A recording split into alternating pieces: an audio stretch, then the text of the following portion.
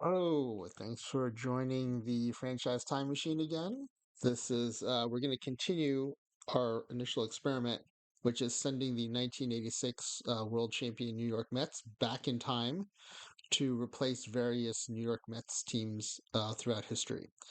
Last night we did 1962 and 1963, and I can show you the results here.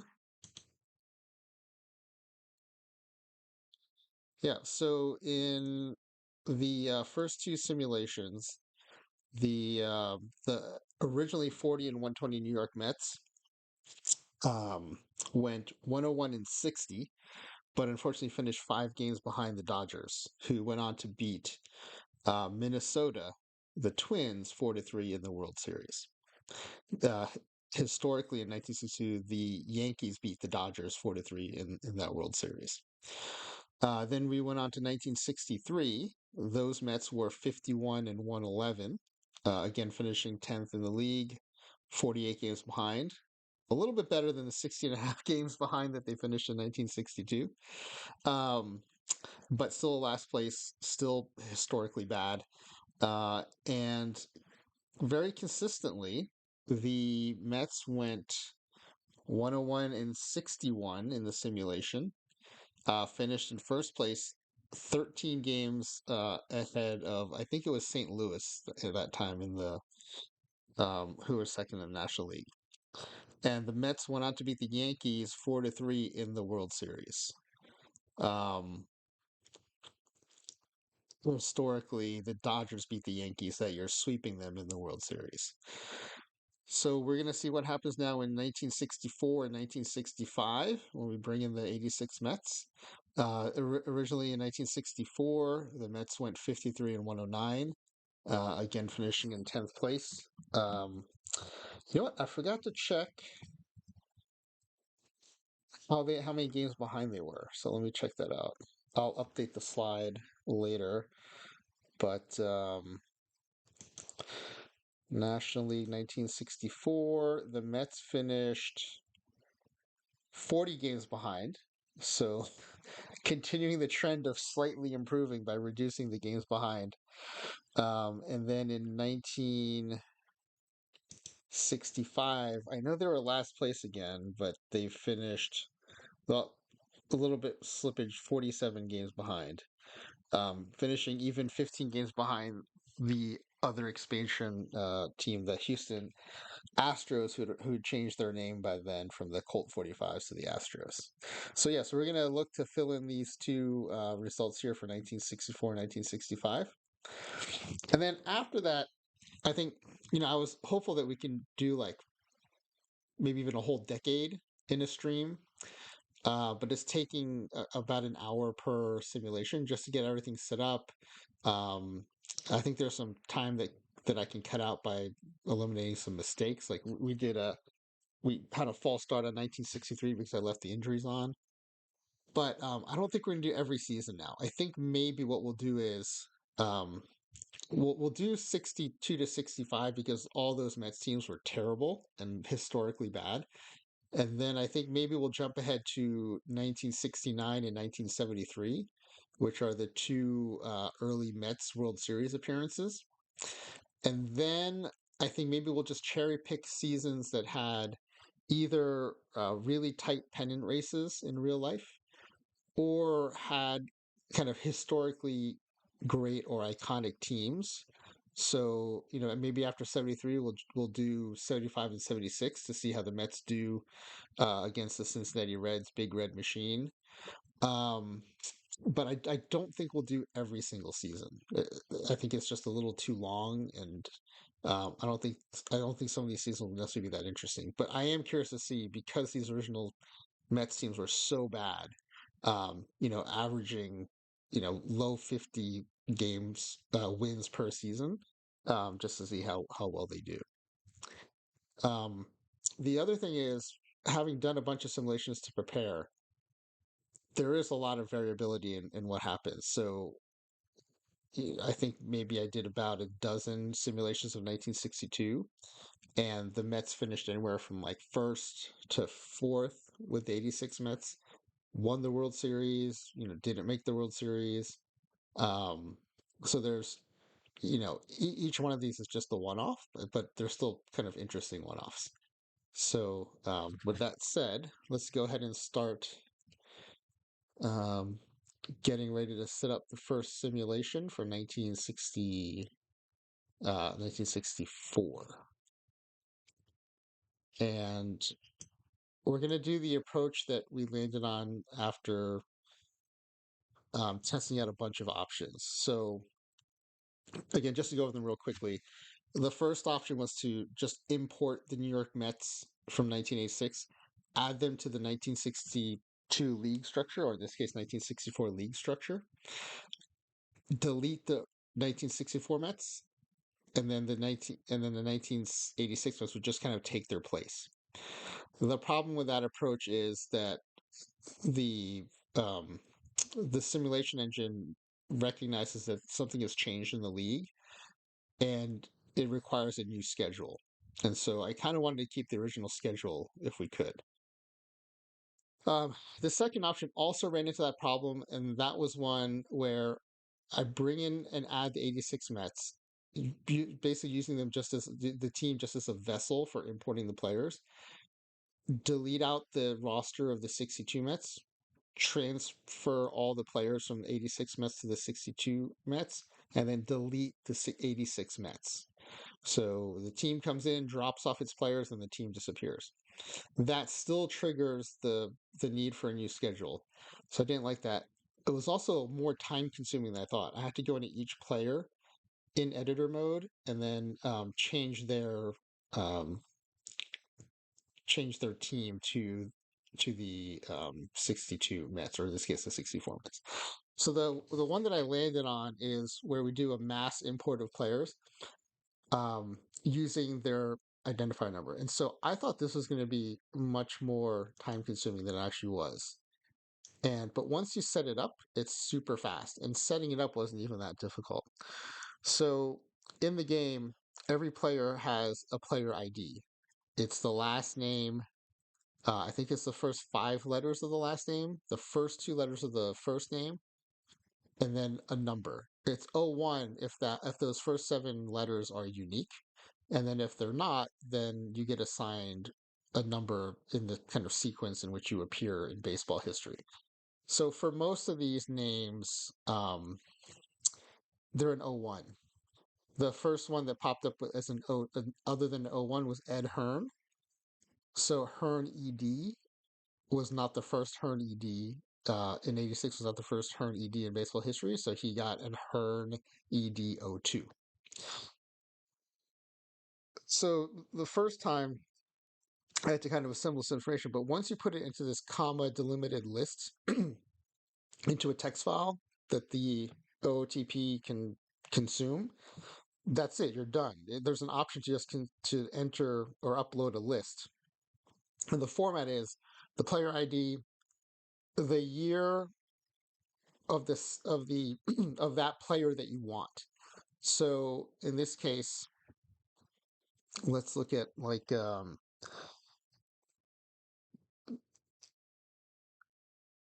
Dwight Gooden, GOODEDWO1. That's Dwight Gooden, comma 1986 means we're going to pull the 1986 version of Dwight Gooden, and then the next comma tells you where you're going to send them. In this case, NYM is the 1964 Mets, so we're going to have them dump him into the 1964 Mets. um, and I think to make it easier, in case people want to do this themselves, I created this sheet. Where is it?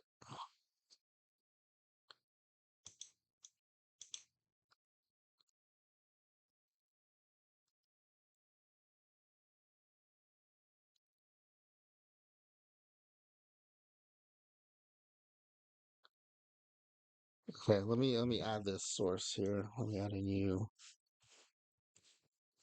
um, how to import.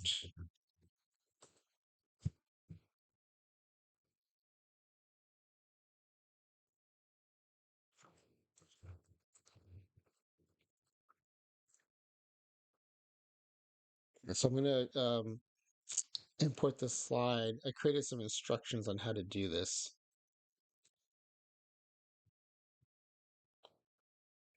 Oh, that's why I never downloaded the slide. Okay, so how to import, download this.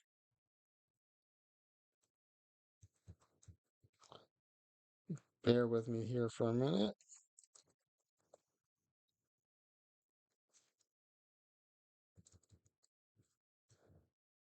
Okay, so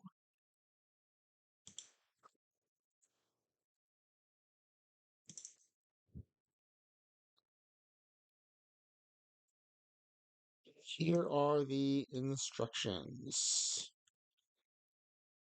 Okay, so again, if you want to import historic players into whatever year you're playing the game in, um, the first thing you need to do is prepare the destination. So let's go into the game so I can show you step by step.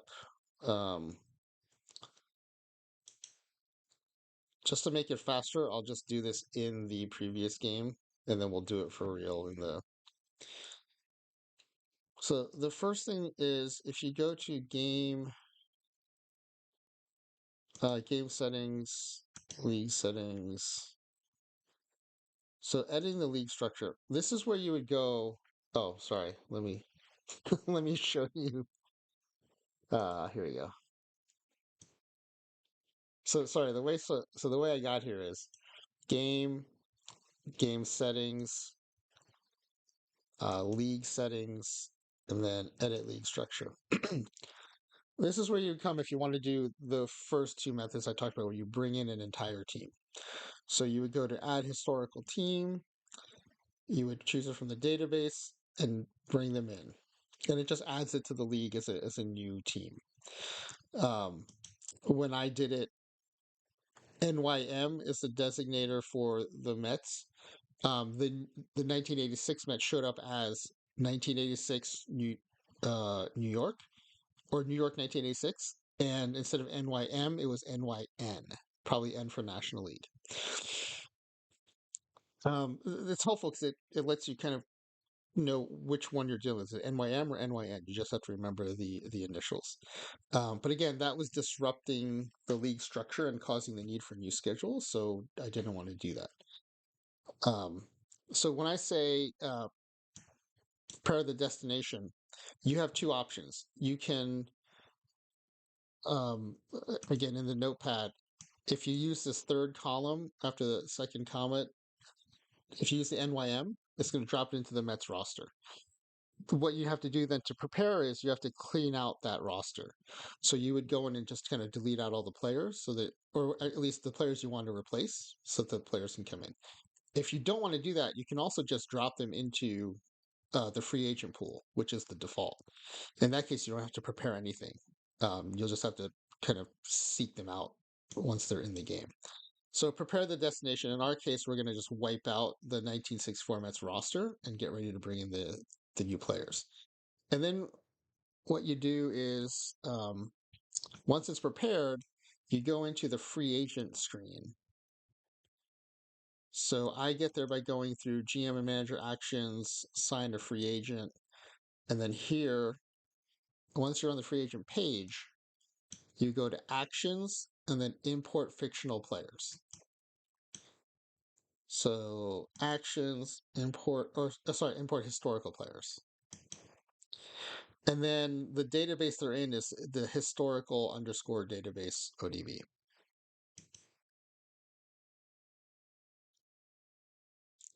Okay, now once you're on the screen, this is where you then enter in the historical player IDs.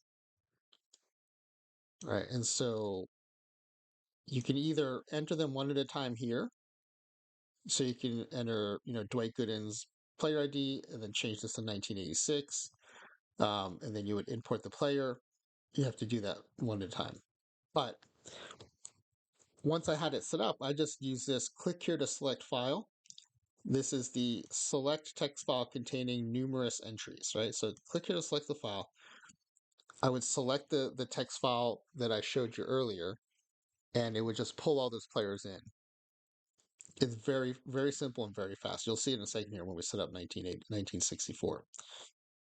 So I just wanted to do this part as a kind of standalone section, um, because I might clip this because it might help people who want to bring move players around in history to do some sort of simulation that they have in mind.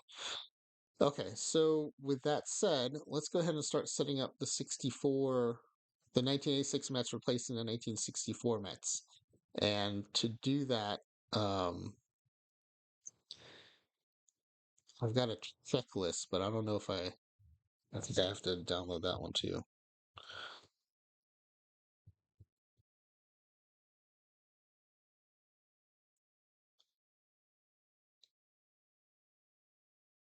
Sorry, bear with me for a second while I bring this slide in.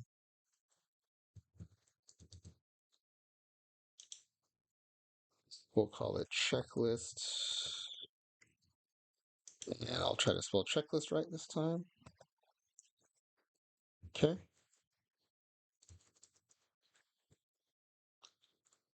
All right, so let me add.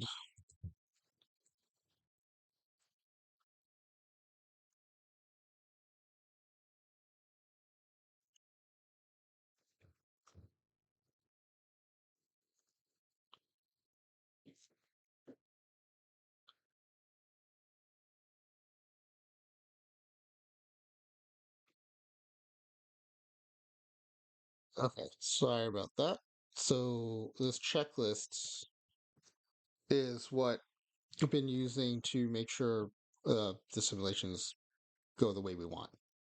Um, I'll show you each of these as I do them, but we want to turn off the historic transactions. That prevents um, any historic Mets transactions from happening. I don't want like real 1964 Mets additions or subtractions to happen.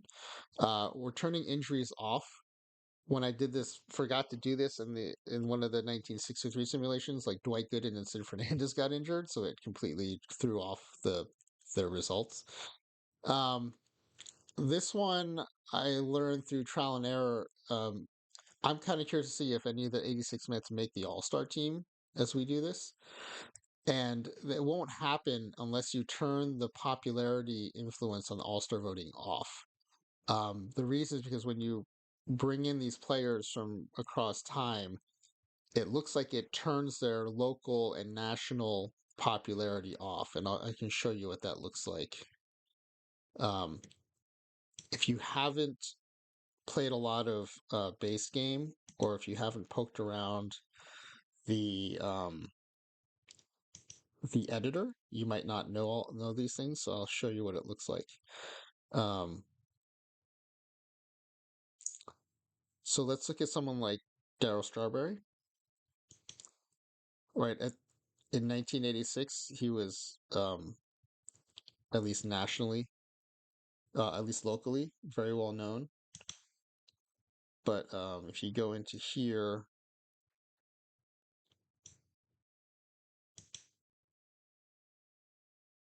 oh yeah, here. Actually, during the course of the season, his visibility did go up, but um, his national and local popularity are just fair, and locally it should be kind of off the charts, and nationally he should be known. And so, because when they come in, they're all unknown to the 1964 world, their all-star voting results are completely tamped down. So if you want to see your players, um, being compared fairly to other players for all-star voting, you have to turn that popularity off. And then for manager settings, I set on do not disturb so that the simulation isn't stopped every time we get some sort of transaction or issue that needs the manager's attention. And then I simplify the mailbox so that hopefully we just get all-star notifications, and I use it a lot for the postseason awards to see if any of the Mets won anything. Okay, so let's go ahead and start out the next simulation. So we're just going to create a new game, um, not in challenge mode because we're going to be in commissioner mode. I have not been importing the histories in 1964 and been using default mode. If anyone wants to suggest differently, I'm open to hearing reasons why. But I'm just trying to keep the sim pretty simple and not overtax the processing. So I also am not importing the real minor leagues, and we're not expanding. And then it takes a while to actually like kind of set up the game. So we're gonna call this experiment 01 part 2 1964. Commissioner mode, so I can go in and change things if needed, and I cannot be fired because I don't want it to get rid of me during the season. And then every time I play franchise mode or the base game, I name myself Mochi Mixushi, which is why I also have the mochi across my shirt. Um, Japanese, and then I just leave the date. The game basically will change the birth date of the manager to just kind of match the era. I was not actually born in 1934. Okay, so now it's going to chew on it for a while as it sets up the season. Most of these changes from the checklist, they occur once the season's been set up or once the season's been created. Okay, so we're gonna make ourselves a manager and the GM of the Mets.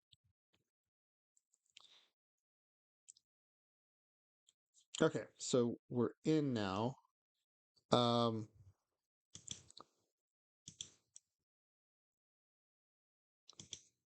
okay, first thing we're gonna do is turn off the injuries. That was a huge problem in one of the sims. And then, so this is all under, sorry, game settings. And then there's a whole bunch of stuff here you can do to use to customize your base game experience. Like turn the injuries off, and then under league settings. In addition to these menus, there are also some more pull downs here. So under options, this is where we change the influence of popularity in All-Star vote from high to none. My understanding is by making it none, All-Star voting should be based now on strictly on game performance. And then, okay, use real historical transactions. It looks like it's defaulted to off, so that we're just going to leave it that way.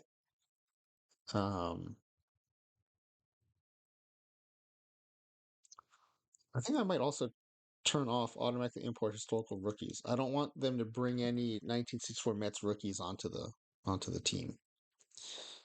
And because injuries are off, I shouldn't need a reserve squad. That's why we are only going to import 25 players. I also don't want it reaching into the farm system to bring up players who, didn't actually play a significant role in 1986. So the next thing is now within the manager settings, manager options, I want to turn on do not disturb. This way, if you don't do this, if you let's say you sim a month, if you get like a trade request or certain things trigger the simulation to stop so that you can respond to those things, right? We don't want to mess with that, so we're just going to put on do not disturb. And then in the mailbox, I need those emails to let me know who made the All-Star team and who won the awards.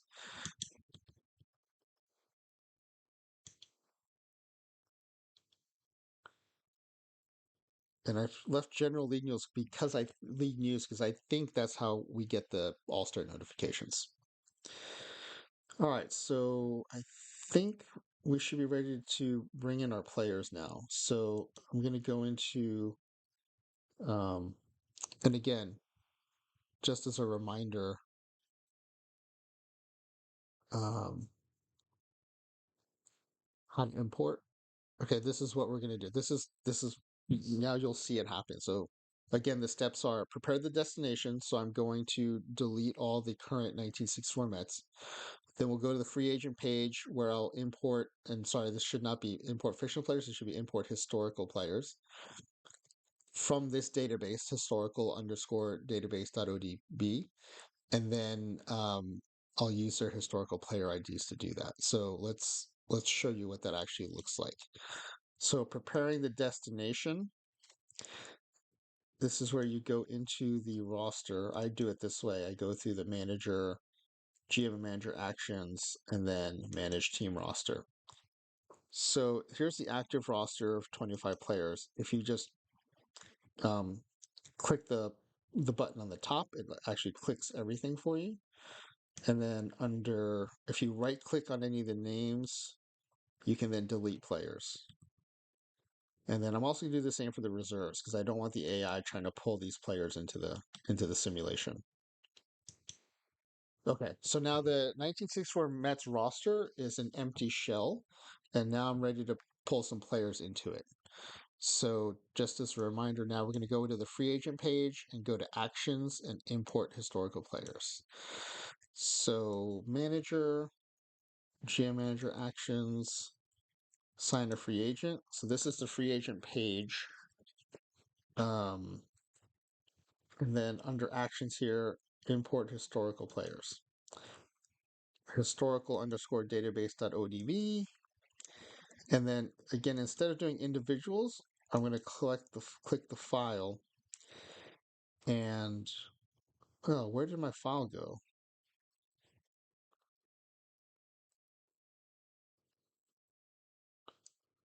Let me try saving this.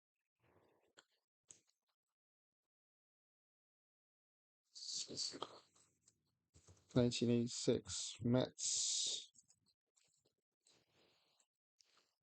Okay, so let me just go up and then back into temp. Yeah. So sometimes if you make a change, you just have to go back and then come back into the folder and you'll see that here's the file I just saved.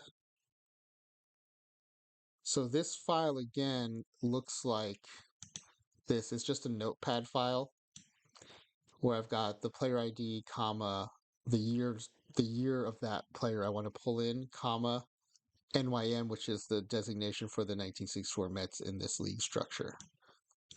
And so if I hit OK, and then you'll see here it's populated 1986 Mets roster list, import player.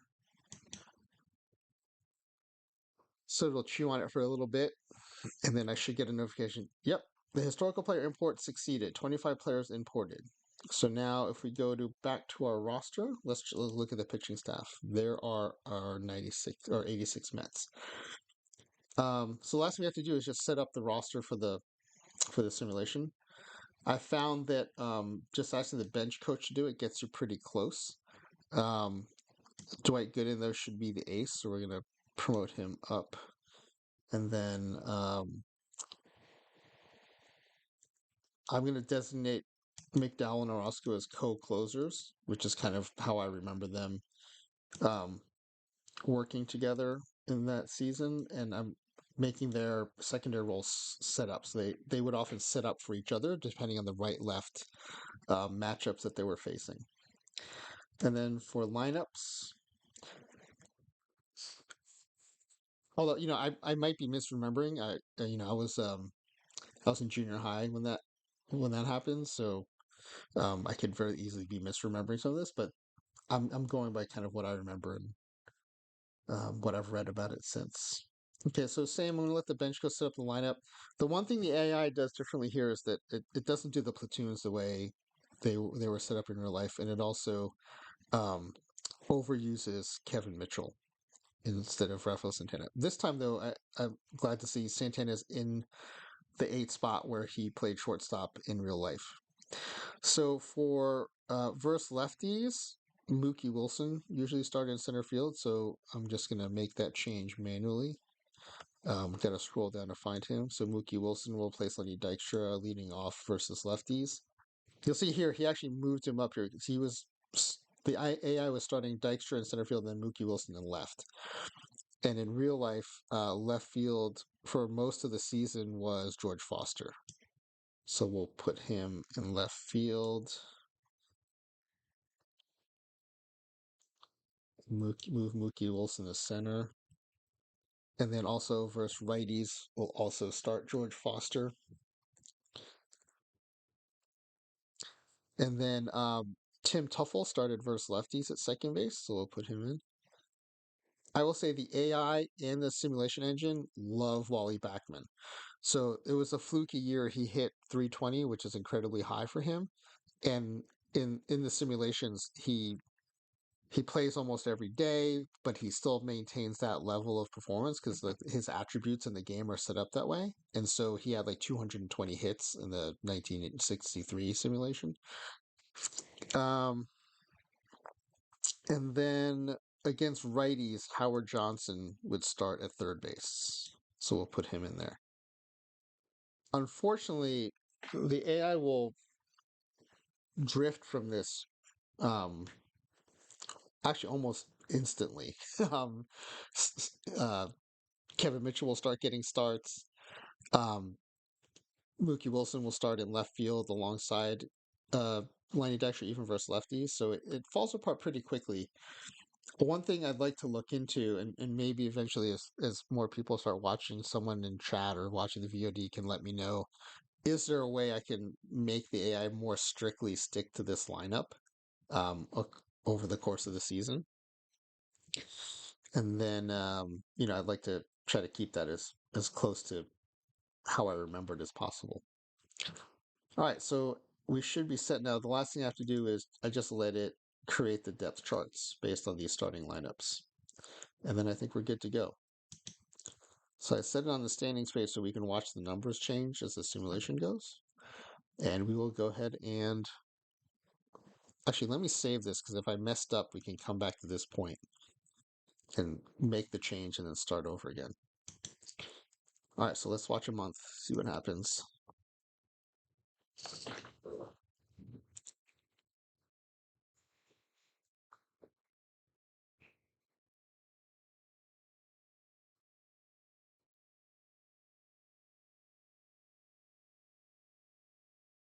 Wow, I think we started off 10-0. It went by pretty fast, but that's what I thought I saw over there. Rookie of the month, Roger McDowell.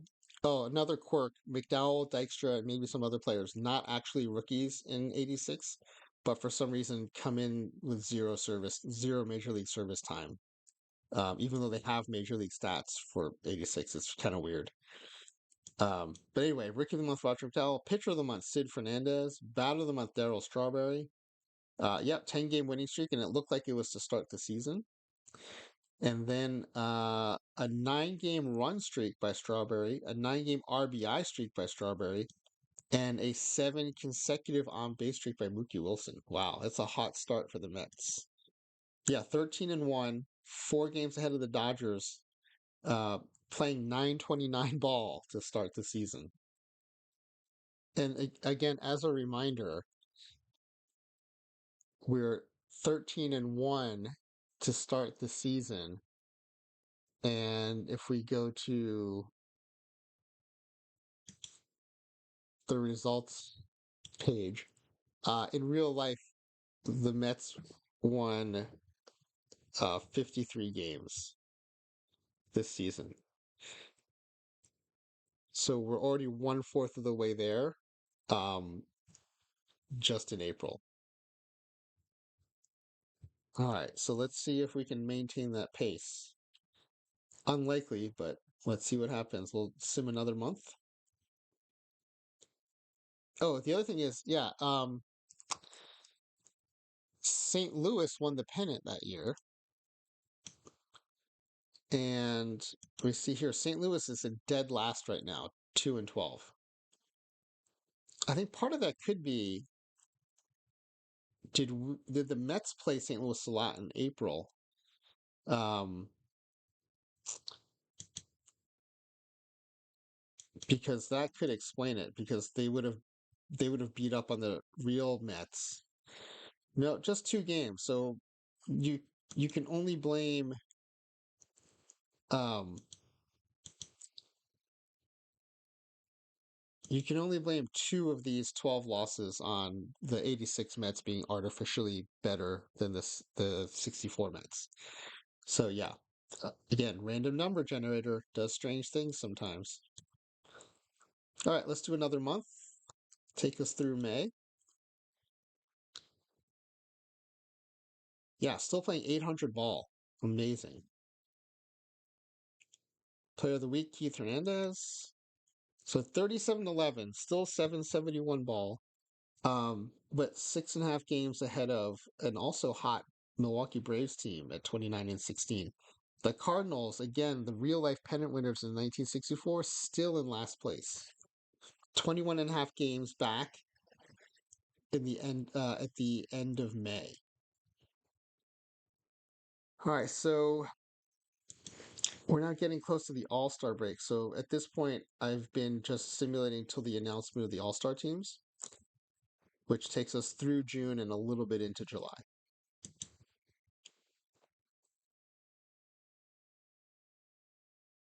Still almost 800 ball for the Mets.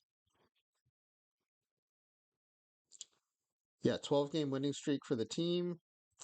11-game quality start streak by Bobby Ojeda. And still in first place by 4.5 games, 61-22. Um, we're still 4.5 games ahead of the Braves, whose record is good enough that in terms of wins, they'd be tied with the Chicago White Sox, who are leading the AL. And on the AL side, just as a reminder, in '64 in real life, the Yankees won the pennant, um, the AL pennant, and they are in second place right behind the White Sox. The actual NL pennant winners in '64, the St. Louis Cardinals, they are they have climbed out of the cellar, but are still second to last, only ahead of the other expansion Houston Colt 45s, who would not change their name to the Astros until I think the next season.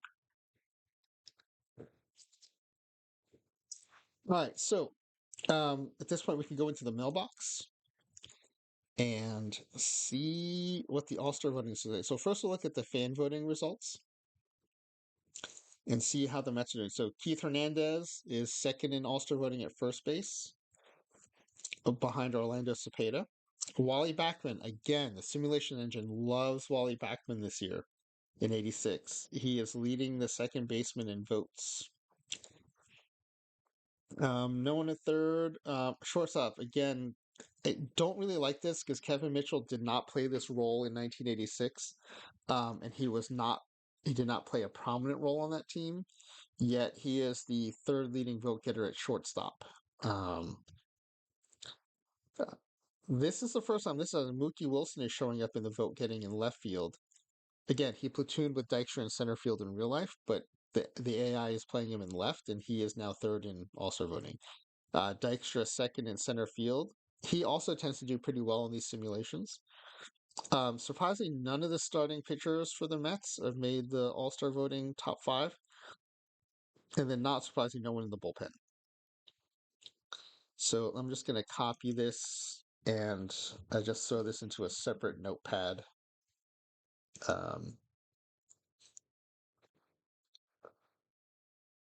So I can keep track of what All-Stars we had. And then let's go to see who got chosen by the managers. So the actual All-Star rosters will show that. If you haven't played the base game much and haven't seen these, the players are the asterisks, so the ones who got in by leading the votes in their positions, and then everyone else is added by the manager's choice. So on the National League side, Ron Darling, no asterisk, so he was added. Sid Fernandez, added by the manager, um, which is not uncommon for this '86 Mets team to get one or two starting pitchers into the All Star game. Backman got in by vote. Len Dykstra added, and looks like that is it. So this time around, Hernandez, Mookie Wilson, even though they got top three votes, they did not get added by the respective managers.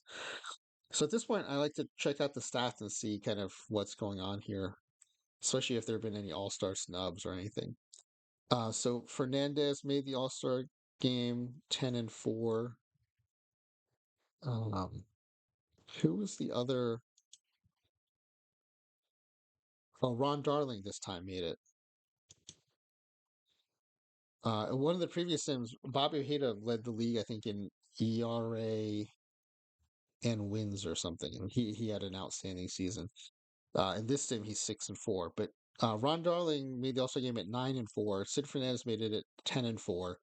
But Gooden got snubbed at 11-4.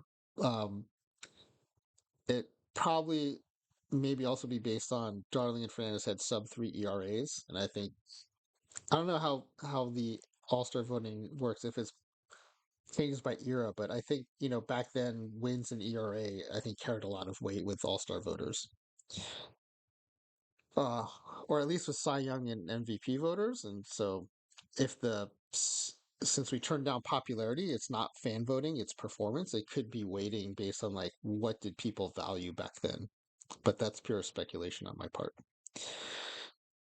Okay, so yeah, so you'll see like I set their roles to co-closer roles, and I wonder maybe I didn't save my change because this looks like what it was set originally, or it could just be the AI just reverted back to what it wanted. Um, I'll keep an eye on that for when we do 1965 to make sure I'm saving those changes. Although I think that's more of a perfect team thing where you make your roster changes, have to submit them. Um, so on the batting side, this is pretty typical for this Mets squad. Usually only Darryl Strawberry has double-digit home runs at the All-Star break. This year Dykstra's got 10, so he's having a pretty good power season for him. He's also got 20 steals and only 5 caught stealing. So really good season by him so far.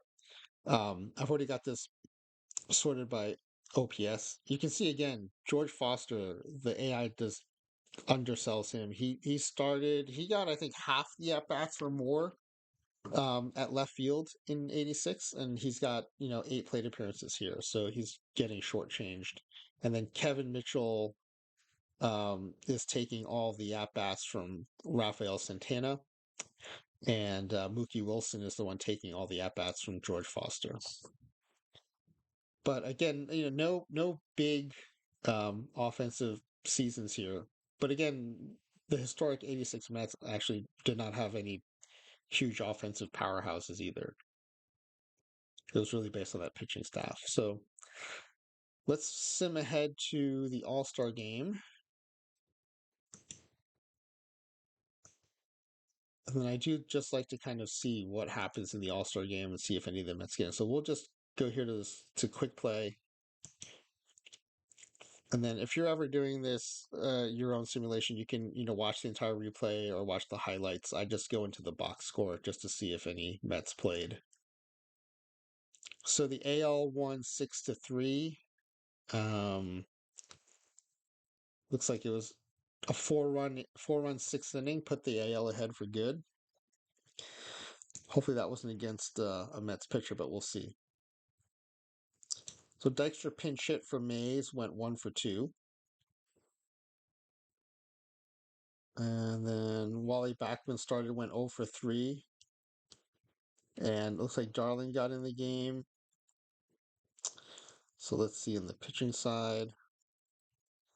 Oh, Darling took the loss, and he's the one who gave up those 4 runs. That's a bummer. I want to check out the game log and see what happened in that inning. So it's the 6th inning, top of the 6th.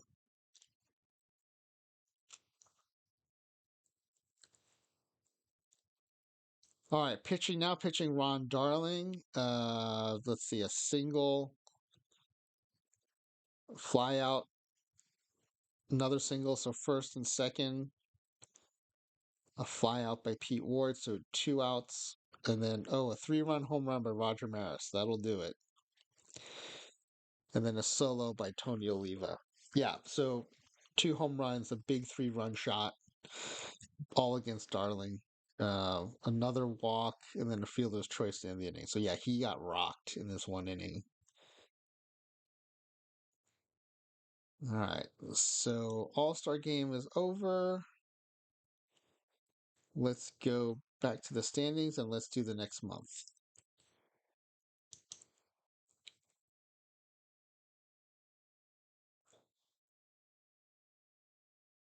Yeah. So in the NL, it's still a two-horse race, but the Mets still have a pretty comfortable 6.5 game cushion at the end of July. But there's a big 17 game drop off from the Braves to the Giants. Um, and you can see that the actual pennant winners, the St. Louis Cardinals, have now climbed to the third spot out of the basement, but still sub 500. Um, yeah, sometimes the simulation engine just doesn't like a certain team in a certain season. The White Sox are still ahead of the Yankees in the AL, but that race is starting to tighten up too. All right, so let's do another month. This will take us to roster expansion in September. Yeah, the Mets widening the lead. A 4 game home run streak by Darryl Strawberry. Nice. So, yeah, the Mets have really widened the gap now. 12.5 games back to the Braves. 95 wins already, and it's only September 1st. So that's quite a season. Uh, the actual pennant winners, the Cardinals have already been eliminated. They've climbed to sixth place. Wait, one, two, three, four, seventh place. Um, but yeah, they are eliminated and definitely underperforming compared to real life. And the Yankees have climbed to the top of the American League by 1 game, and so that at least sets them up to return to the World Series like they actually did in 1964. All right, so I think we'll just go to the end of the regular season now.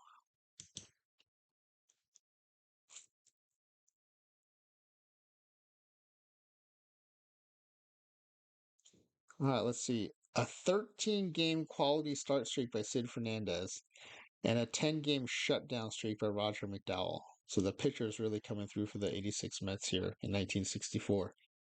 All right, so the Mets do win the pennant by 16 games in the National League. Back then, there were no playoffs other than the World Series, so you either won the pennant or you went home. And the Yankees also made it to the World Series, which they did in real life. 104 win season, 3.5 games ahead of the Orioles. All right, so let's go to the postseason. Oh wait, let me screenshot this standings page. Yeah, 114-47. That's a historically good record there. So, all right, so we're gonna play through the playoffs end. Oh yeah. Also of note, if you sim to the end of the season, it actually goes to the last day of the season, so there are still some unplayed games. So you'll see like the Mets only have 161 games because they haven't played the last day yet. So we can just play the day here. Oh no, no, shoot. I don't want to actually play the game. Sorry. Let's just sim the game.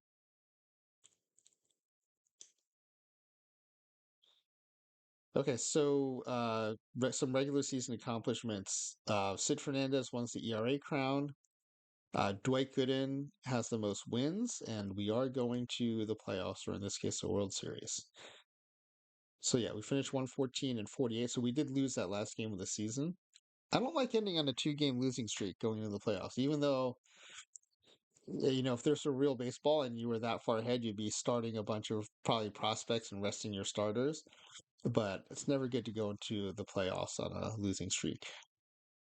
Okay, so we will now just sim the World Series.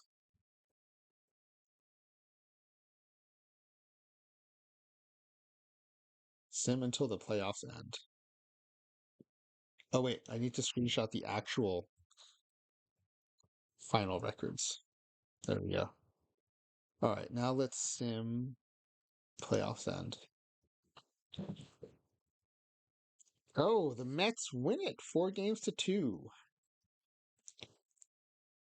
So fantastic. This is the first season doing this that the Mets have provided a season score over 1,000. I think last year, 63, when the Mets won the simulation, that was a 919 score. So this is the first season over 1,000, 1139, quite a bit over 1,000. And we are champions, beat the New York Yankees. So if we go to um,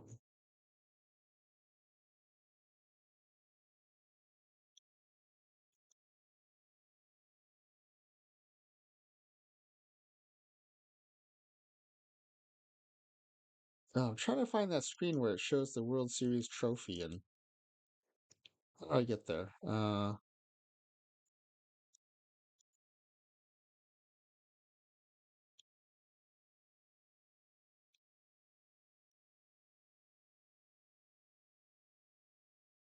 Oh, I bet if I go to playoffs tree, there we go. Let me screenshot this. So the second year in a row, the 86 Mets have gone back in time and won the World Series.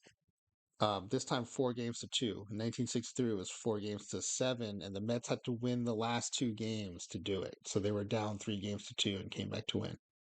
This time around, it looks like it was a little more comfortable. Let's see. Mets won 7-1 in game one. Mets won 6-2 in game two. Then the Yankees came back to win game three and game four. And then the Mets took the last two, 4-2 and 3-2. Wow. Yeah, Dwight Gooden in the deciding game, and Gooden went 2-0 in the World Series. Nice. And World Series MVP Keith Hernandez. Let's see what he did. Wow, Keith Hernandez went 11 for 18, 611 average, 2 home runs, and a 1056 slugging percentage. 1056 slugging. So that means his OPS is what, over 2,000? OPS 1806 OPS for the World Series. Wow, that is an amazing performance. That's cool to see. That this is the kind of stuff I like to see in the simulation. Unbelievable. And then Dwight Gooden, uh, 2-0 with a 3 ERA. Let's see how he did in terms of strikeouts and stuff.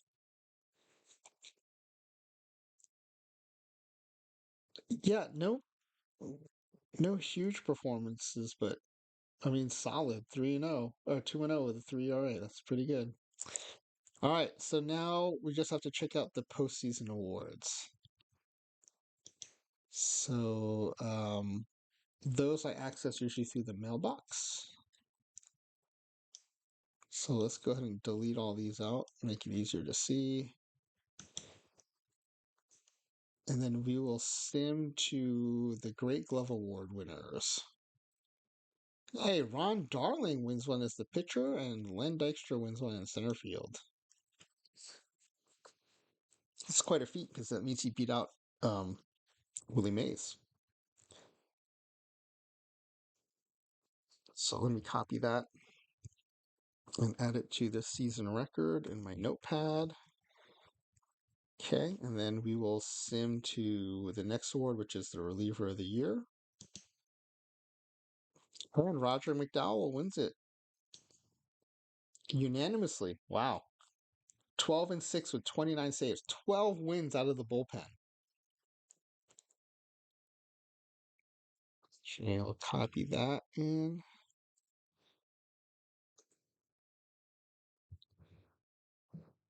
All right, and then we'll sim to the next award, which is the Platinum Stick Awards. And Wally Backman, again, the simulation engine loves this guy, or at least his profile in 1986. Uh, let's see. Yeah, Willie Mays in center field. Some good company. Yep, there he is. Wally Backman, 306, 347, 351 slash line, 9 stolen bases.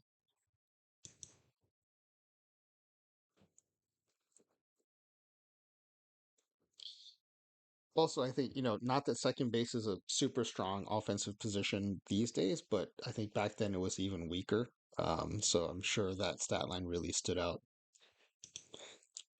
And then Rookie of the Year, again, Dykstra not eligible, should not be eligible, but he'll probably win. Yeah, he wins again. So um, I don't love that this keeps happening because he's not should not be eligible to win, but I am just tracking it just to. I wonder if I reach out to someone at OTP if they can explain to me what's happening because not everyone is showing up with zero major league service time despite having service time. It's just a few players. All right, Manager of the Year. Hey, I won. Mochi McSushi. Hey, I struggled to find the right words. My father was a drill instructor in the military. He was not. He taught me that you have to work hard, set goals, and accept responsibility for your actions. He did actually teach me that. That's what the entire New York organization did this year. My dedicated owner, coaching staff, hardworking and talented players, and loyal front office all made this award possible. I thank them for it. All right. That is cool.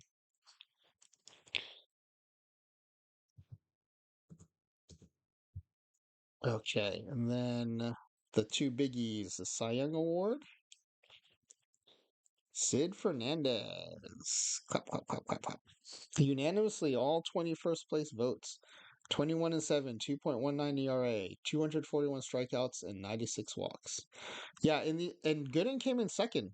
Usually the big competitors for this in these simulations have been Koufax and Drysdale.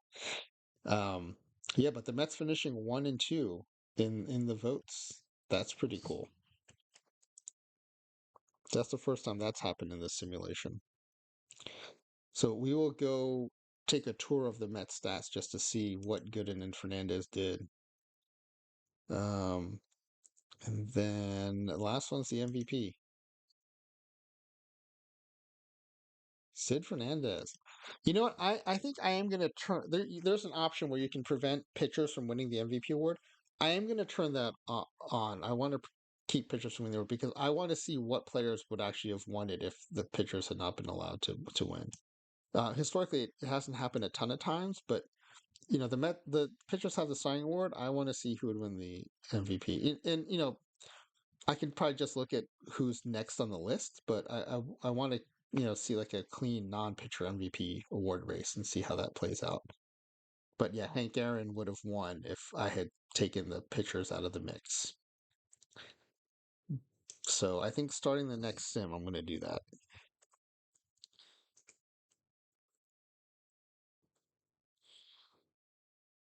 All right.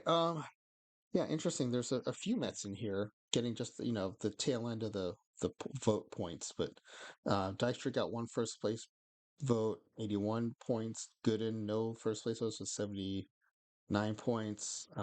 Strawberry even got 8 points here. Ron Darling got 2 points. Bobby Ojeda got 5 points. So it's interesting to see like they were on the tail end of the voting as well. All right, so I think I captured that. Let's see. Yep. Okay. So we're done with the postseason awards. We're basically done with the season, but I just want to kind of poke around and check out the stats a little bit. So on the pitching side, there's a 21-7 by Sid Fernandez. Gooden with 22 and 6, which is actually a better win-loss record. Slightly worse ERA, 2.34 versus 2.19. Slightly better WHIP, 1.02 versus 1.03.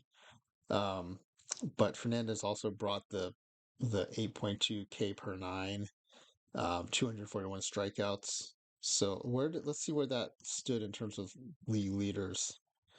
So if you ever want to check your league stats, just go to MLB statistics. And the default here is to combine the leagues. So I want to see the National League only view. And we see pitching leaders.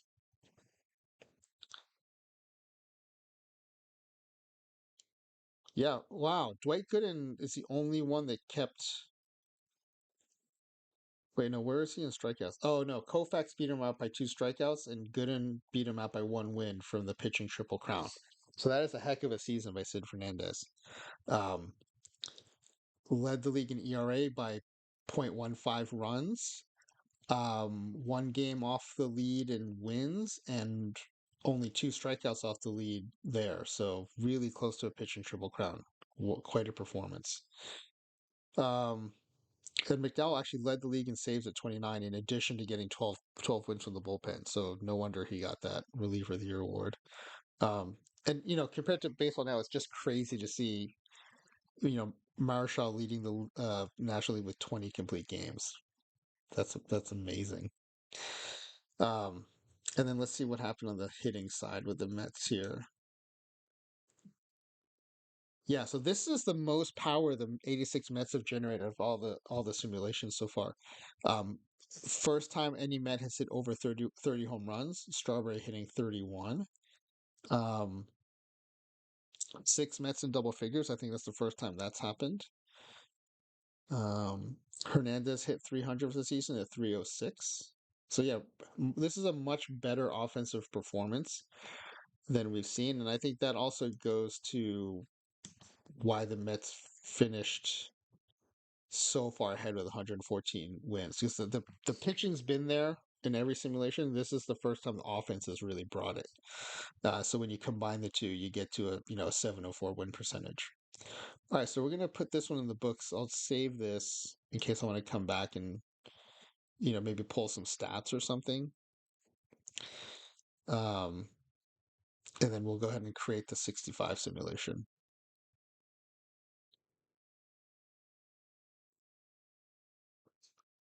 So we're just gonna do everything the same way.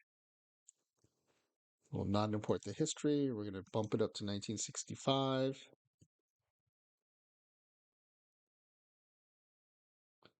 We'll not import minors. We'll not be expanding.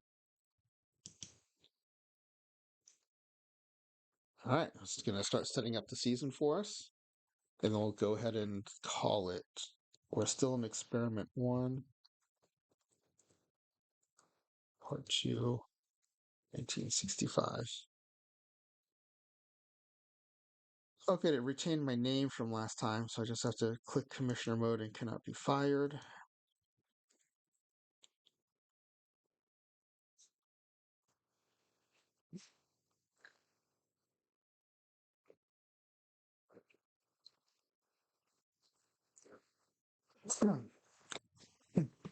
Excuse me. All right, I'm going to manage the Mets. This is a second stream in a row where I've had water go down the wrong pipe. Do you think I'd learn? Okay, so injuries off. See there, the default was for it to be checked, so I'm going to uncheck it. And then league settings, um, options, all-star popularity vote influence low. Oh yeah, let me put the checklist. This is what I'm doing right now, going through the checklist. So injuries off, historic transactions are usually off. I just want to confirm that. I just did the all-star vote, and then the rest are manager settings. Historical transactions are off. We will not import rookies. Oh, and the other thing I said I would do is um I don't want pitchers to win the so here if you look under league settings options, there's the award names, and then under MVP, pitchers may win is default checked. I'm going to uncheck that. So that's how you keep pitchers from winning the MVP award. And I think that's it. Then I do all the manager settings stuff. So do not disturb, and then I go to the mailbox and entire world, general league news, major awards, and that's it. All right. So we are set to sim 1960. Oh no, silly. I did not change the roster.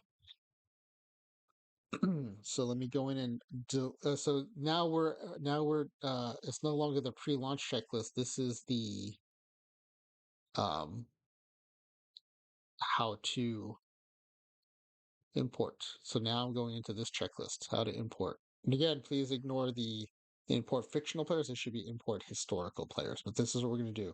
We're going to prepare the destination by deleting out all the 65 Mets this time. Um, and then go to the free agent page and import those players using that text file that I showed you before. The text file being, mm, oh, hold on. The notebook is showing the wrong tab. The text file being this roster here. Right, so this is what we're going to import when it says import fictional players. All right, so let's go do that.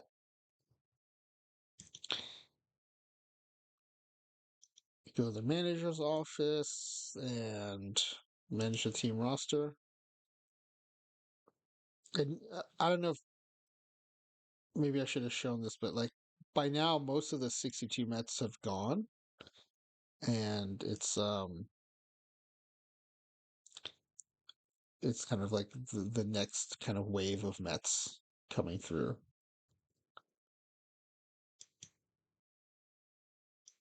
And I think I think in most expansion drafts, even today, you get a lot of um I don't want to say washed up, but like maybe high priced veterans that the teams, don't mind giving up. And so a lot of them are, I think retiring or moving on. And so you get like then the actual kind of player development start happening on the expansion team. We're now in the fourth year. And I think that kind of tracks because the Mets did start getting better after this season. The reason I wanted to do these first four seasons, particularly because the Mets were so bad, right? So if you go back to, here you see, 40 wins, 51 wins, 53 wins, 50 wins. Like these are terrible teams. All right, and so we're going to also delete out the reserve roster so they don't get pulled in by the AI. All right, so the 64 Mets or 65 Mets now are completely empty. So let's go to the free agent pool to do the action import historical players historical underscore database.odb. And we'll click here to select the text file. There's the Mets roster.txt. And let's import them. Again, one file, one click, super easy once you set it up, and the setting up is actually not that hard. All right, so let's go to the Mets. There's the pitching staff. So this time they have Gooden at least in the number 2 slot, which is closer. Yeah, see, there is no submit or save button, so I don't know that I'm doing anything wrong here. I think, I'm making the changes. I think the AI is just kind of overriding them when the simulation starts. So um, I will look into whether or not I can prevent that from happening. So I'm still going to do my best here and try to keep it, as close to true as possible. So I'm still going to do, um, what? I'm used to seeing this sorted by position, so I'm going to do that. So I can find Mookie Wilson here, put him in center field against lefties. Tim Tuffle, second base against lefties. Howard Johnson, third base versus righties. Here now you see Kevin Mitchell. The AI is putting Kevin Mitchell in at shortstop and batting him fifth when it should be Rafael Santana batting eighth. All right, and then same thing VL. You want Santana in there. Uh, Carter should be higher up in the lineup. And Mookie Wilson should be replaced by George Foster in left field. And let's see. Strawberry Carter. I don't think Foster would have put up with hitting six, but and then who am I missing over here? First, oh, left field, George Foster. Yeah,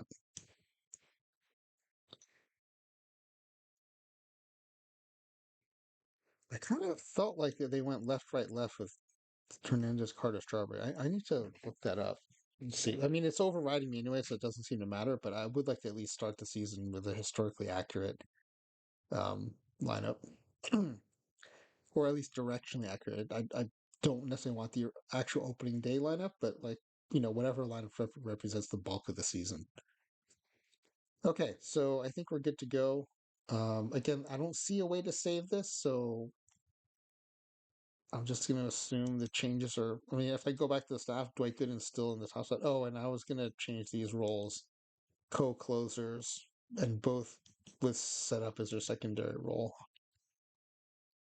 Hmm. And again, I forgot Terry Leach is missing here.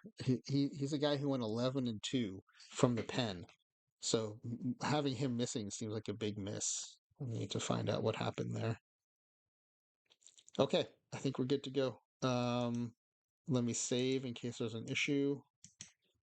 And if we were not, in fact, good to go, we can come back to this point right before we start the sim. All right, let's go to the standings. And just to kind of refresh our memories before we jump in here, the Dodgers beat the Twins 4-3 in the World Series. So we're looking for the Dodgers to win the pennant here in real life. And let's see how the Mets do. And the Mets won 50 games. I'm sure we'll improve on that, just as we have in every other sim. All right, let's fire it up.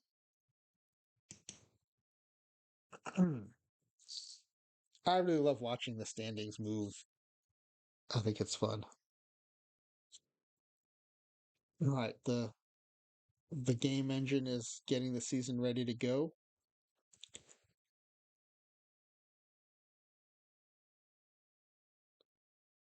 All right, again, non-rookie Roger McDowell winning Rookie of the Month, and Dwight Gooden Pitcher of the Month this season. 12-4, another quick start. Let's see what got good in that Pitcher of the Month award. 3-0, 1.91 ERA, 1.03 WHIP, 7.1 strikeouts per nine. That's a heck of a performance. Yeah, no wonder he won it. Although, check this out. Right under Bobby Ojeda, 3-0, 1.04 ERA, 0.73 WHIP. He just doesn't have the strikeouts. So I'm guessing that the game engine is putting a lot of weight on strikeouts, which is why, despite the better ERA and WHIP, that he did not win the Pitcher of the Month and instead Gooden got it.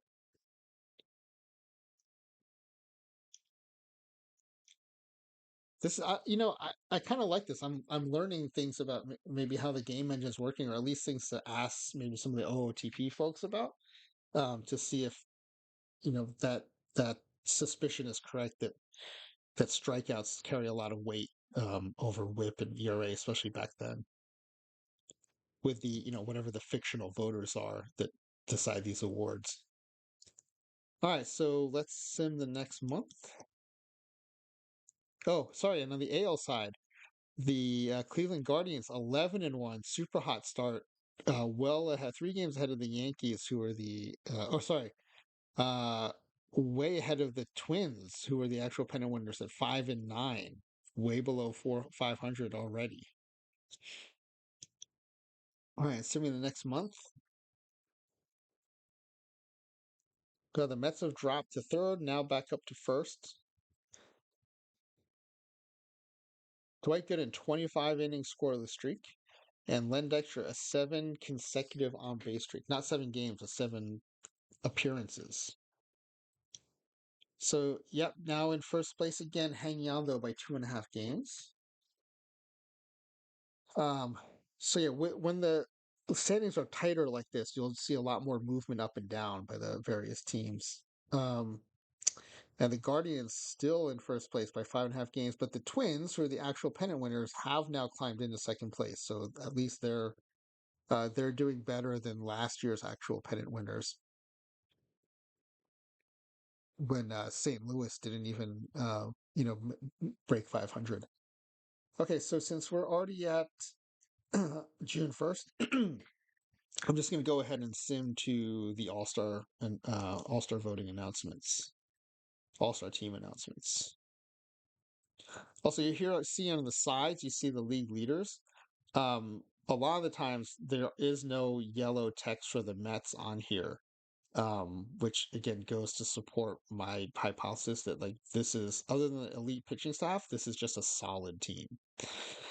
Shutdown streak, 14 game shutdowns by Jesse Orosco. And I say that as a huge Mets fan, and that 83 to 85, 86 is when my fandom was being formed. So, this is representative of my favorite team and favorite era, and I still say they are a solid team with a super strong, deep pitching staff. All right, so 55 and 32. And I say that compared to other teams that, have like either a murderer's row or, um, you know, the Giants with like Cepeda and Mays, and the Mets just don't have those offensive stars. I mean, Strawberry is the best on the team, and I think in '86, I think he had 86 home runs. Let me check that out. That number, not did I say 86? 28 home runs. That number sticks in my memory for some reason. So let's see. 27 home runs. Second was Gary Carter with 24. So this is not like there was no big offensive powerhouse, right? Like Keith Hernandez hit 310, which is great, but he had 83 RBI. Um, Wally Backman hit the 320, but he's a slap hitter, and that was a very fluky season for him. So it's not a big offensive juggernaut. So yeah, coming into the All Star break, 55 and 32, 632 winning percentage, 5.5 games ahead of the Dodgers, um, who were the actual pennant winners. So the Dodgers at least are kind of holding true to form. And then the AL side, the Twins, the actual pennant winners in the AL, have slipped to third place, uh, and 548 winning percentage, 10.5 games behind the Cleveland team. So they are not holding true to form. All right, so let's take a look at the All-Star votes here. Fan voting results. See if any Mets are in the top three by position here. Yeah, on the first screen, no.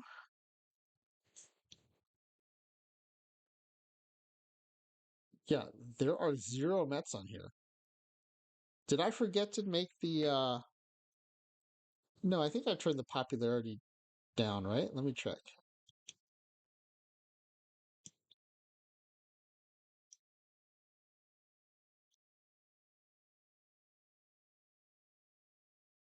Oh, I might have slipped and set to low instead of none. Well, I don't think it makes a huge difference. The Mets just don't get a lot of all-star love here. I think mostly just because again, they don't have big offensive stat producers here.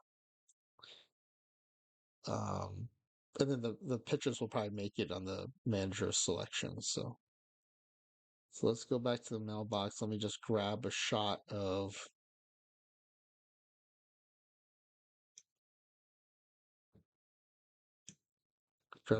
this email.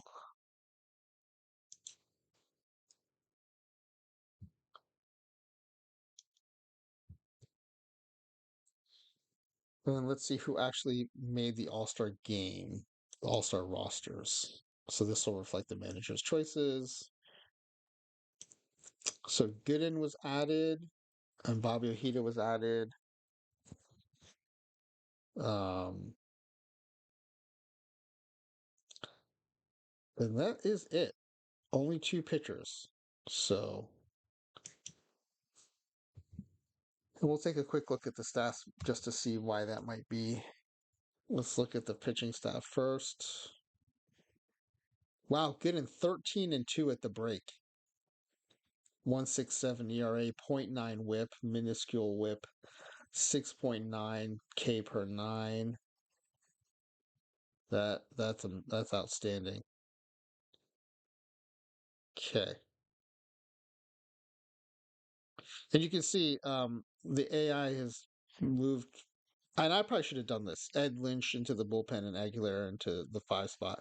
Aguilera was kind of the swing man that year, so that I need to remember to do that going forward. That's actually a good call by the AI. All right, so let's sim to the All Star game, and let's do a quick play of it and see if any Mets played in it. So the AL wins 5-1. And let's see if many Mets pitched. Yeah, they jumped up to a 1-0 lead, added three more runs to go ahead 4-0, and just cruised. We don't have any Mets in the lineup to look for. And then let's see on the pitching side. Ojeda pitched an inning, uneventful. Gooden pitched an inning and gave up 3 runs, none earned. Wonder who made the error. Eddie Matthews made an error, so I'm assuming that led to the 3 unearned runs. So unfortunate for Dwight Gooden there, but let's go ahead and see what the rest of the whole season brings. Where's this? League standings. All right, let's sim it out. Let's do another month.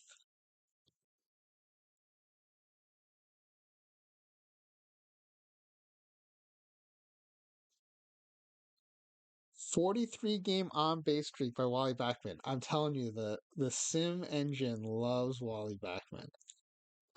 7 game extra base hit streak by Darryl Strawberry. 25 game hitting streak by Wally Backman, and an 11 game quality start streak by Bobby Ojeda. So yeah, firing on all cylinders now. Still only 4.5 games ahead of the Dodgers, though. They are putting up a good fight this season. And the actual AL pennant winner Twins, still 9 games back. I don't know that they're going to be able to catch up by the postseason, so we'll see what happens. We'll go all the way to roster expansion on September 1st.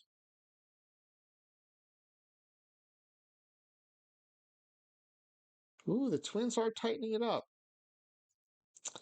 Okay, 10 game winning streak for the Mets, and then another Player of the Week award for Darryl Strawberry. 87-47. Again, I've already blown away the actual 65 Mets 50 games, 50 wins for the season. 11 and a half ahead of the Reds now in second place. So the actual pennant winners, the Dodgers, have fallen to fifth place, 13 and a half games back. On the AL side, the Twins are tightening it up. They're now five. The actual AL pennant winner Twins are now 5 games behind the Guardians. Um, let's see if they can catch up by the end of the season. They've got about a month left.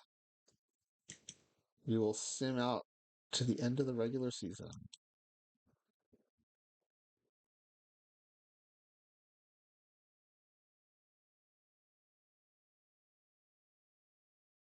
A 10 game run streak by Len Dykstra. And the Mets, with 1 game to go, are 105-56. 10 games ahead of the Giants, have clinched the pennant, cruising to it. Second most wins in the simulation, behind the 114 from 1964. And yeah, it looks like the actual pennant winner Twins did not make it. And the Tigers are still alive, 1 game behind the Cleveland team with 1 game left to play. So let's sim out the day. Gooden wins the ERA crown. Gooden has the most wins. They don't mention strikeouts, so I'll be curious to see how far off he was on strikeouts. I think a lot of people forget. In '85, Gooden had a huge strikeout season, but by '86 already, his strikeout per nine were starting to come down. So, um, but I think he still had that big strikeout reputation going for him. Then going to the playoffs, and then RBI streak, 7 game RBI streak by Darryl Strawberry. All right. And then the Cleveland did hang on to win the pennant by 1 game. So quite a pennant race there. Right. Heading into the postseason, let's just take a quick look here at Dwight Gooden's season.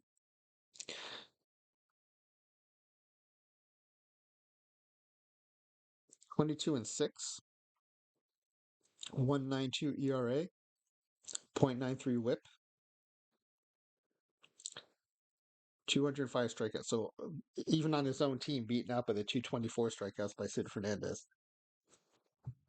But that's the first sub 2 ERA I've seen, and that's pretty cool. Let's see, league wise, we'll go to MLB statistics. And again, toggle to National League only, and then pitching leaders. So yeah, 2 wins ahead of the second place pitchers in wins. Led the league in ERA, the only pitcher below 2. But yeah, I mean, there's no catching Sandy Koufax with 319 strikeouts, right? Couldn't finish 7th there. So, you know, he got 2 parts of the Triple Crown. I don't think he's ever going to get that third part, at least in, this environment where Sandy Koufax is around. All right. Yeah, let's go to the postseason now. Let's see how that. Oh, let me get a screenshot first of the standings.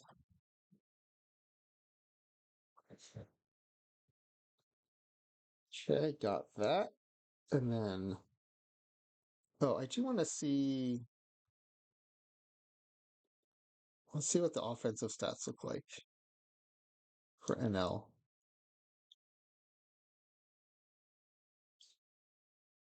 Wow, Mays hitting 50 bombs.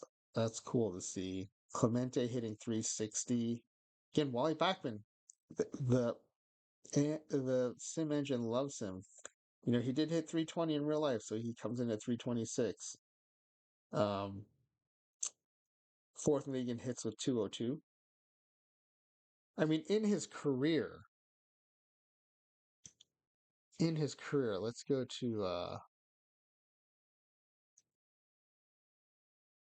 go to Baseball Reference here.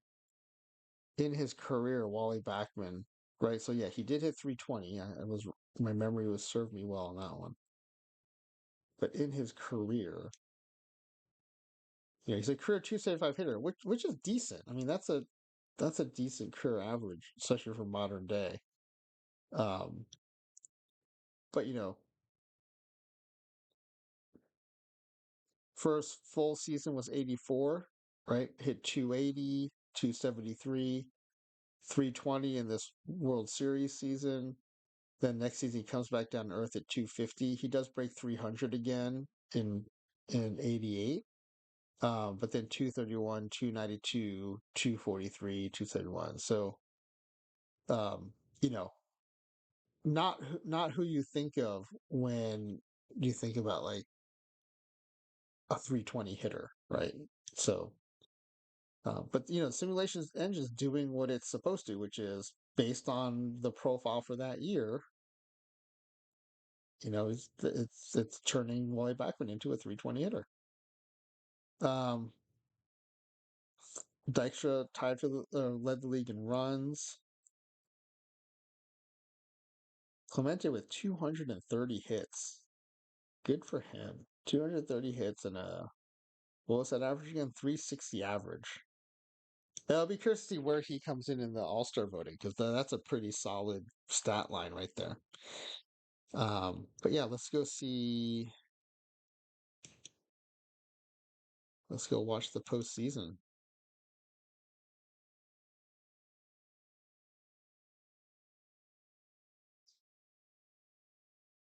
Ooh, I saw there the Guardians had jumped out to a 3 games to 1 lead, and the Mets came storming back to win the World Series. Another 1,100 plus season score and another championship over the Cleveland Guardians. So let's go to that. Let's go to that playoff screen. Get a screenshot of that. And then let's get a screenshot of this. I'm going to need 2 screenshots to cover the whole thing, but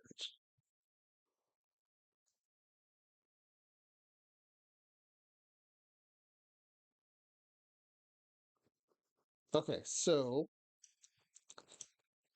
Cleveland jumps ahead to a 2 games to none lead, winning 5-0 and 10-0. Two shutouts to start the World Series. Wow. 18 innings of scoreless offense for the Mets to start the World Series. Maybe more, depending on how game three played out. But the Mets come back to win game three, but then fall behind 3 games to 1. So it's all elimination games from there on out. And the Mets win 3-0, 3-2, and 3-0. So some clutch pitching there, it looks like. Gooden in the first of those, Sid Fernandez in the second, and Ed Lynch starting the final game.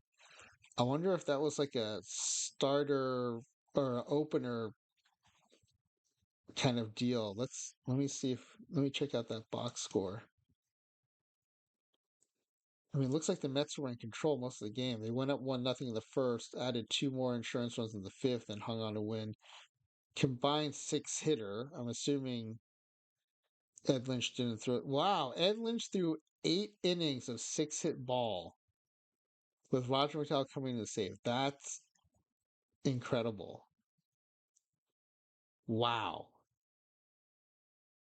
Ed Lynch, at best a journeyman. 8 innings of 6-hit ball in deciding game of the World Series.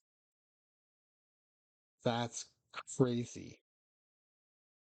This is why I like these simulations. Just stuff like that, just happening. It's kind of cool.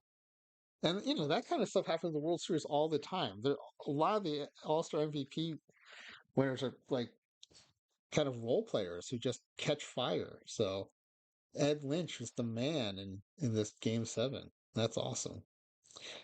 All right, so let's check out some postseason awards. Let me go. I think yeah, let's go to the inbox so we track them, and we'll clean out the inbox, make it easier to find the new messages, and let's sim the Great Glove Awards and Gary Carter. That's not a shocker. Um, but I don't expect the Mets necessarily to win any of these Gold Glove awards, but it's kind of cool when they do. And I think the biggest contenders should be Carter and Hernandez. But we saw I think Mookie Wilson has won one, and I don't think Dykstra's won one, but I won't be surprised if he does. Okay. So I copied that over to the notepad, and then let's check out the next award, which is the reliever of the year. So McDowell did not win it, but did get 3 first-place votes. And Billy Odell of the Braves took home that award.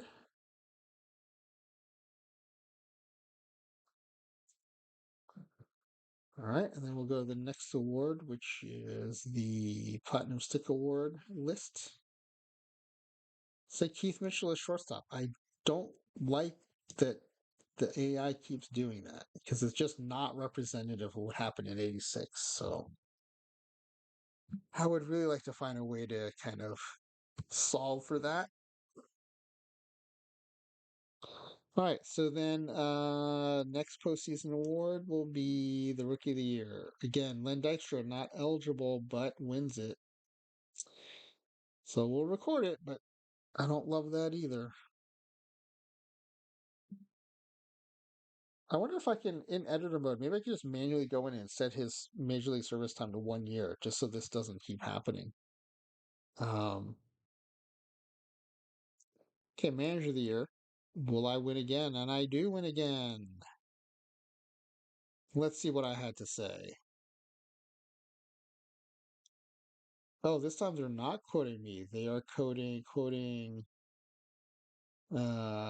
are they quoting here? Noted one of his ball players. Mr. McSushi doesn't take any nonsense. If you aren't doing your job, he's not afraid to call you on it. That's probably accurate. But the team wouldn't want to play for anyone else. He's tough, demanding, but he treats everyone fairly and doesn't play favorites. Nobody gets pampered on his ball club. All right. Let's copy that into the record book.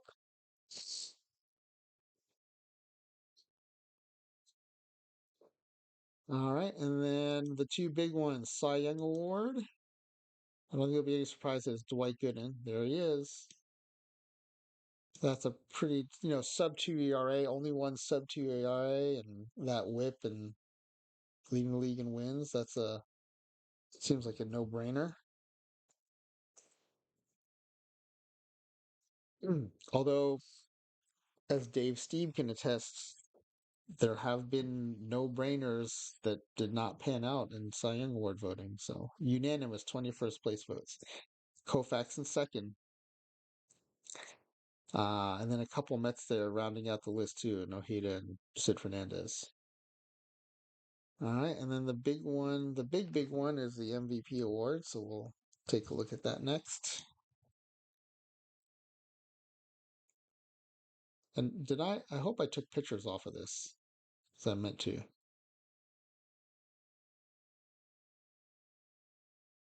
All right, yeah, it looks like I did. So look at that, Wally Backman coming in fifth in All Star in MVP voting. That's crazy.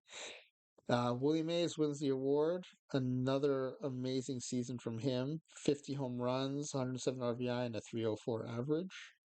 Of course, you don't see his other simulated season results in here because the 65 sim doesn't know that the other sims have happened. But yeah, he continues to put up great stat lines. And then you can see kind of the era changing too, right? Like Joe Morgan showing up now, and um, yeah, kind of ushering in the late 60s now at this point, heading into the 70s. I think that's it for the awards. Did I capture this one? No, let me go ahead and grab this, even though no Mets were really in serious contention there. Okay, so I think that's the end of the 65 sim. Let's take a quick look at the stats. Let's see what happened here in addition to Gooden's. I'm still always amazed. Like when Bob Gibson had the 1.19 ERA, he still somehow lost 9 games, which kind of goes to show what terrible run support he got. But here, 119 ERA, he still lost 6 games. That's amazing. Um, all these numbers are actually very similar to like what I think of as 86 Mets records. Like I think Ojeda in real life went 18 and 10. Well, actually, let's just look at it. I've got BREF right here, so let me go to team pitching here and BREF. Right, so yeah, so this is what I think of when I think of like Mets pitching in 86.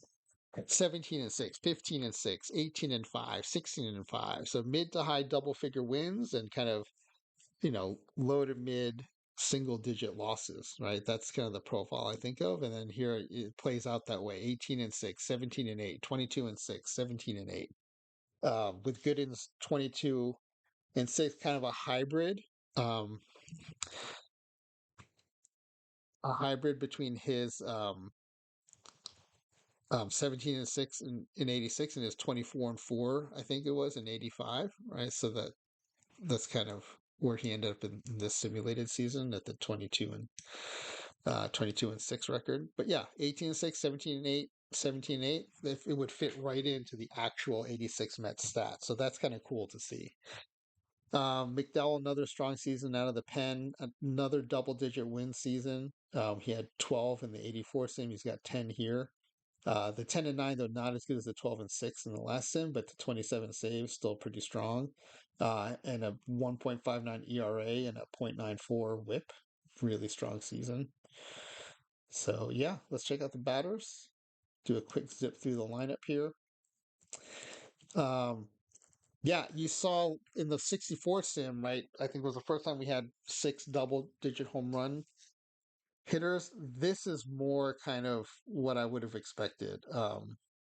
Where you don't have a lot of big power here. Other than Strawberry with 31, it's really kind of buoyed by Kevin Mitchell, who frankly shouldn't have even gotten this many at bats, and he comes in with 23 home runs. Um, I've got to find a way to kind of suppress his at bats and his, especially playing shortstop, because in real life, Rafael Santana held down shortstop for most of the season, despite his like 218 average.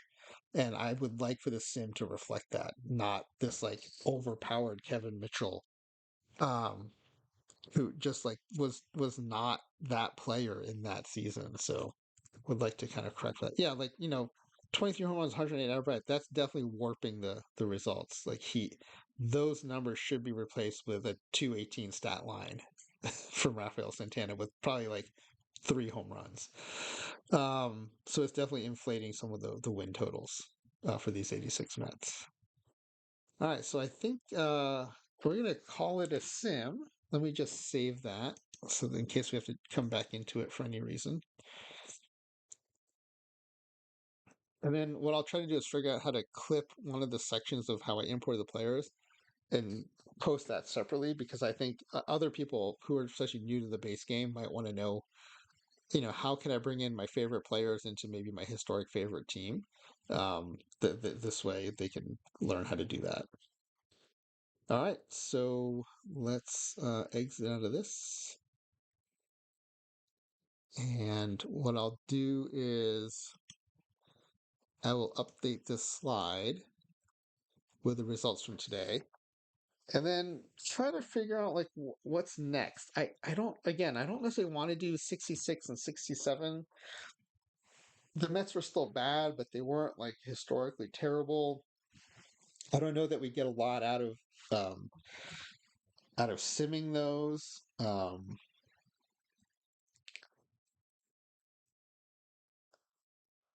Yeah, I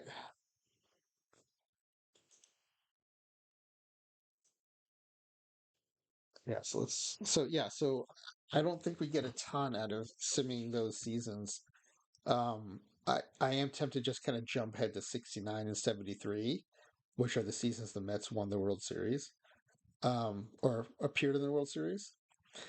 Oh, another thing I thought about doing is if I do 69 and 73, replace those Mets teams with the 86 Mets, but then also maybe do a simulation where I keep the original Mets as the original Mets who appeared in the World Series, and then maybe take like the worst team in the NL and replace them with the 86 Mets and see like how do the 86 Mets do against the 69 Mets? Which one makes it to the World Series?